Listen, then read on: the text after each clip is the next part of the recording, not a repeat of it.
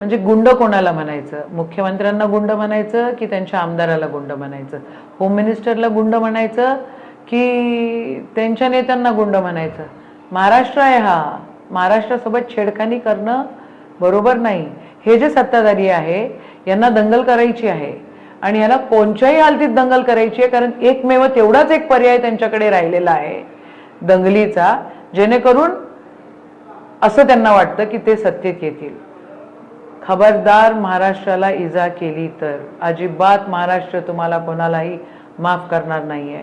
त्या संजय गायकवाडवर गुन्हा दाखल झाला पाहिजे, कोणत्याही हालतीत झाला पाहिजे आणि काही करून झाला पाहिजे. आणि पोलिसांना पण मी म्हणते की सुमोटो गुन्हे दाखल करा, सुमोटो गुन्हे दाखल करा. महाविकास आघाडीचं सरकार उद्या येतंय.